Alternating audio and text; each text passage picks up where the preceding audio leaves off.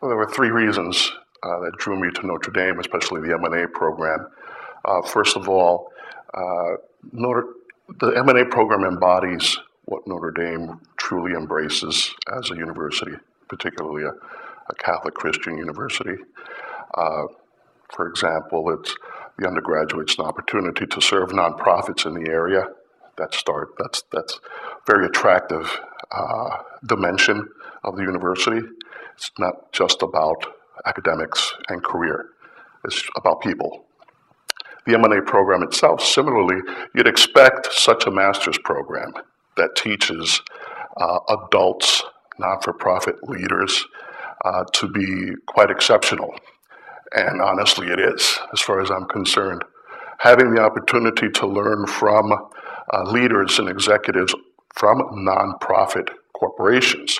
The Boys and Girls Club of America, for example, and Roxanne Spillett, tremendous example, insight, and very down-to-earth, grounded person who always has people in mind.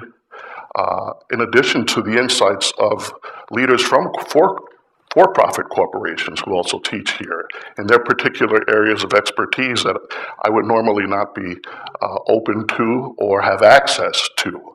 Marketing, accounting, finance.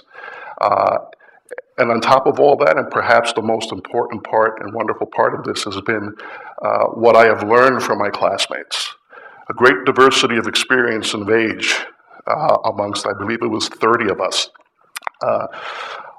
Of the 30, 27 were half my age.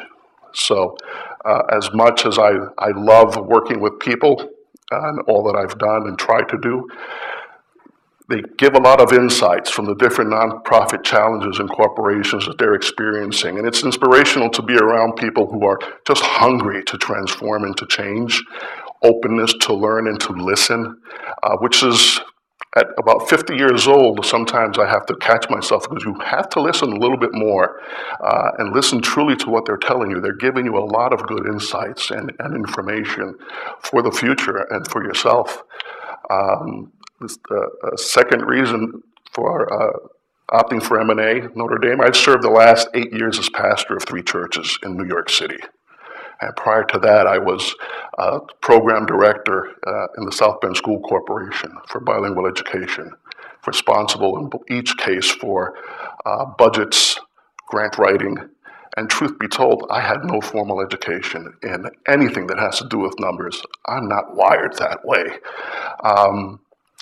The M&A offers, you look at your pedigree educationally and academically, and you see what's lacking. Well, it's clear that I was lacking the accounting, the finance, the statistical work, even exposure to law, nonprofit laws, or the impact of laws and legislation on nonprofits, the limitations and restrictions, and actually the opportunities that are provided as well by all of these areas of expertise and fields of study. I was lacking all of it. And the M&A program is really filled in for my future work when I return to the Archdiocese of New York. It's an absolute necessity. I could have opted for social work, a master's in MSW. That's not enough, not nowadays, not with the complex nature of society as well as the demands on nonprofits. And thirdly is I'm an undergraduate from Notre Dame. So the opportunity to come back I investigated Fordham, universities and colleges back home, but when I discovered that Notre Dame offered the M&A program, and I shared that information with the Archbishop of New York, he said, work it out and spend a year there. Do everything and as quickly as you can, as well as you can, enjoy returning home, but you're gonna come back to New York to come work.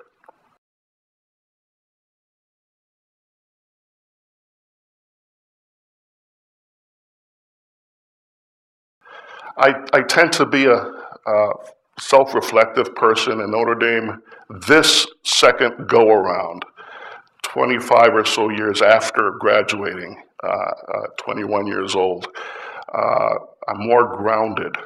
And this opportunity has helped me refresh, reconsider where I'm going. 9 years as pastor, And I love and I miss my work with the people of God in the churches. We are still in touch, and I do miss it. And going to what seems to be a more administrative role in the Archdiocese with Catholic Charities. I'm not diminishing it, but it's a different dynamic. It's an opportunity to, one, mentally and spiritually get ready for a radical change in my life as a priest and just as a person. And secondly, you're learning again. Life is a constant learning process, there's no doubt about it.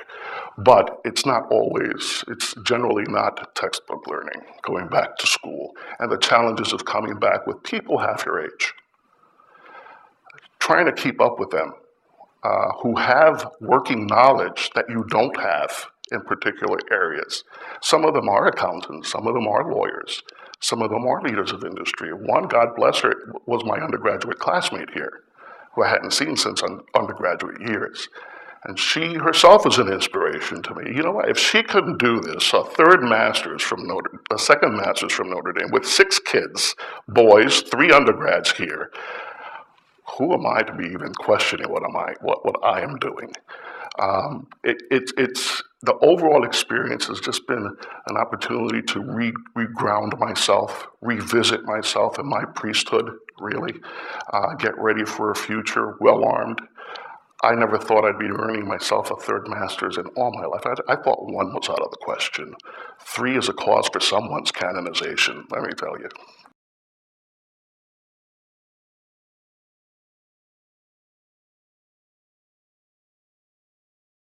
I think of that phrase, I think of a servant leader.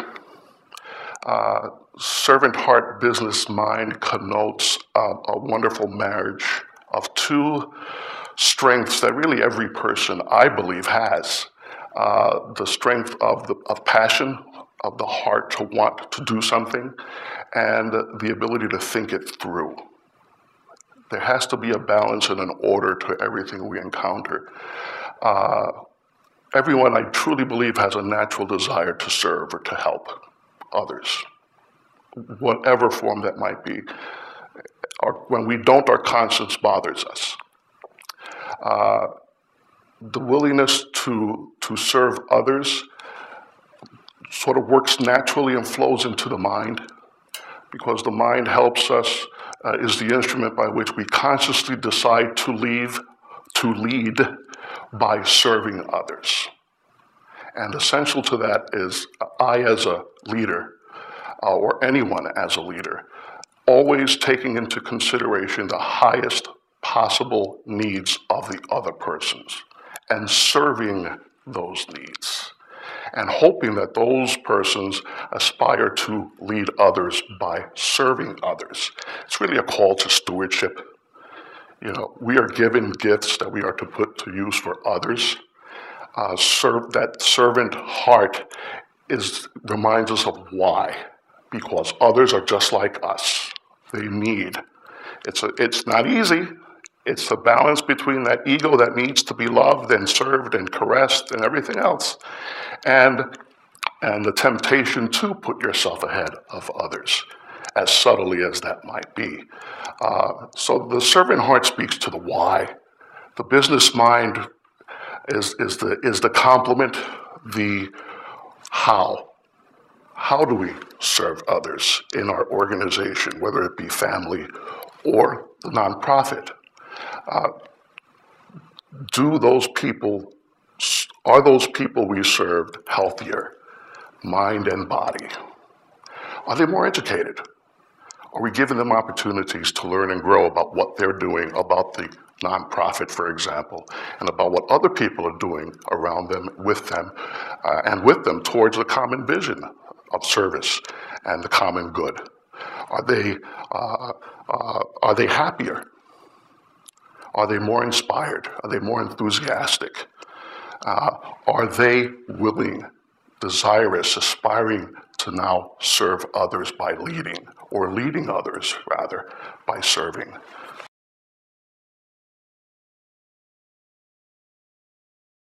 There's a difference between changing the world on a grand scale, I think, and changing the world starting with where you are. 25 years ago, I was ready to go out like gangbusters, and we're going to just clean the world like the Lord did in Noah's flood. Okay, I've learned, and it's just harsh reality. You can't do it. You have to start with where you are, and you have to start here. You have to start changing here, and the lifelong learning process. Everything falls into place. Priorities are properly organized. Strengths and weaknesses are developed and discovered or diminished if necessary. Touch and work with the people around you. Like that little tranquil pond, you throw that little pebble right in the center and let that pebble, as it falls, it's almost awake. It reaches the depths of a person, of an organization, and then everything that springs back up ripples out. And that would be my approach to changing the world. I'm going to work in my little piece of creation and that organization with whomever the Lord puts around me, and we're going to work and hopefully let all of the good works and all of the strengths and all of the talents, the constant progress and transformation that has to occur, just continue ripple out. Not a tidal wave that destroys and rebuilds, but the transformation with what's there and building on it as we go into the future.